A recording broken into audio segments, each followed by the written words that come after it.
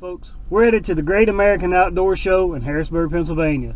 We're at the Bass Pro Shops. We're going to shuttle on over. Have you ever been to the show? Let us know in the comments down below. If you have, what's your favorite event? And if you haven't, if you'd like to go. Also, we're going to run into our biggest YouTuber to date. Be sure and stay tuned. That starts right now.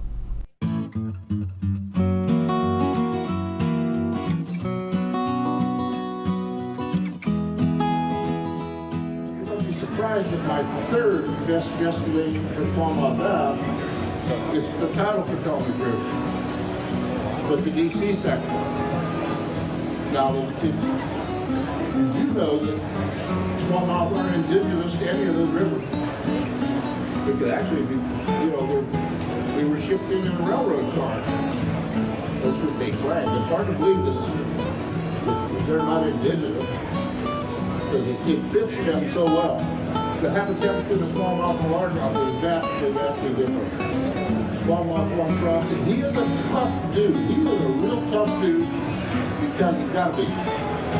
This is his environment is hostile. You can be out here in the summer in water that deep that's got all kind of gunk in it and slime and steel maker. And then like yesterday and today the river flooded. The sleep thing can flood 20 feet higher than it is yet. You can make it through that. Largemouth is a lazy old critter. You don't have to do much, particularly lake largemouth, because they don't do nothing except this. But the tidal bass is different. Guys, you got to consider your tides. We're going to explain that to you. You know how old is a 12-inch smallmouth? Everybody here know? 12-inch smallmouth. How old is it? How old is it, buddy?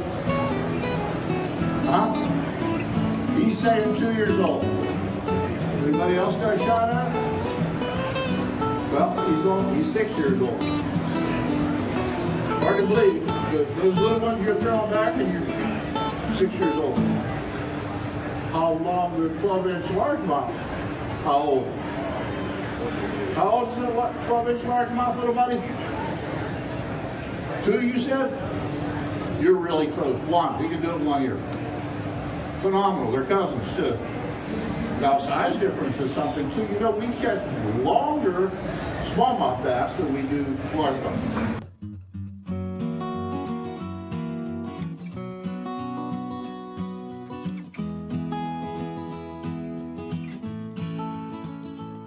In the DC area, my dad was in the Air Force, and we moved from Nebraska, which I thought is about a 12-year-old kid was a pretty cool place to be, and we're going to Sydney, Washington.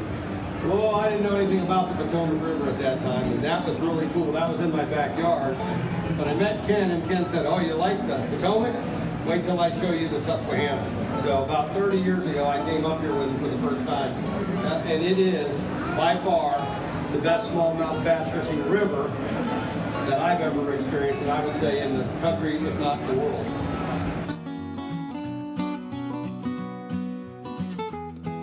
Look guys, we found open water. So there's 50-pound test Power Pro. Double it over, 2 strands of 50. Razor knife. Yeah, it's got no fray on the end.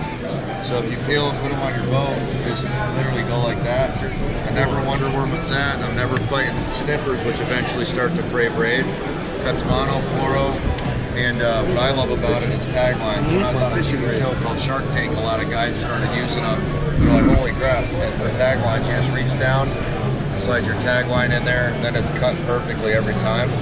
I can't cut myself with it, but it'll cut 65-pound braid like a hot knife through butter. Just barely touches it.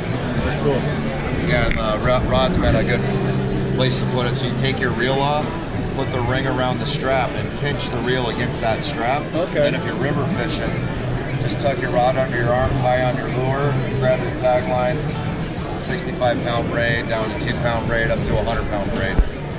And I use it for a trigger. When I pitch it, I'll actually have my hand on it and use it as a grub. So. Okay.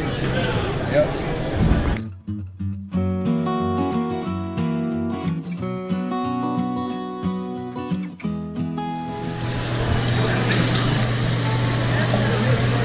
Way to go, good catch back there. That's what I like to see. That's worth a walleye fishing trip for that young man. 16 years old. I knew what I wanted to do since I was 12 years old, which was be a professional fisherman. My life took a little turn there about when I went to college, and sometimes what we want to do and what we're called to do are two different things. And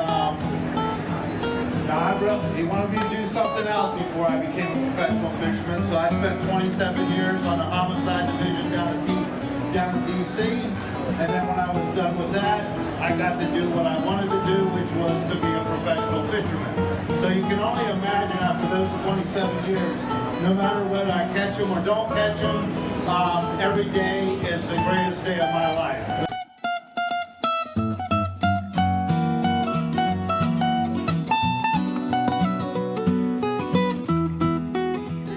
Deer meat for dinner. Yeah, man, what's going on, you guys? I hope everyone's having a great day. Just a little heads up on what we've got going on Deer Meat for dinner. We just broke ground on the new house. That video is coming up this week. Building a new big, beautiful pond around our barn for Sarah and the girls. And then taking Sarah on her first bear hunt later in the spring. And then we're gonna really try to dedicate 2019 to Sarah and the girls. Really taking them on some fun trips, letting Sarah experience some fun hunts, because the last 3 years she's let me live a dream life. You guys hang out.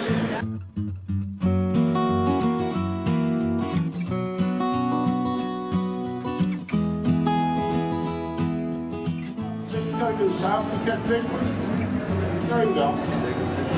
I had the world record for 2 years from the Potomac River on 12-pound cast line. But for the most part, a good one is 3 pounds. Smallmouth, a good one is 3 pounds.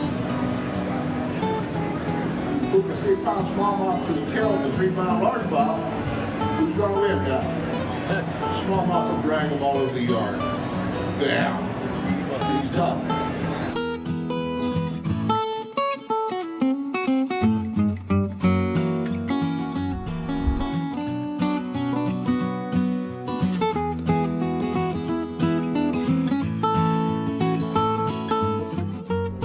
We're winding up now and we're headed home. The show was great. It was great meeting Robert Arrington Deer Meat for dinner. What a gracious person he is. Be sure and you check out his channel. Go comment in his comment box. Let him know we sent you.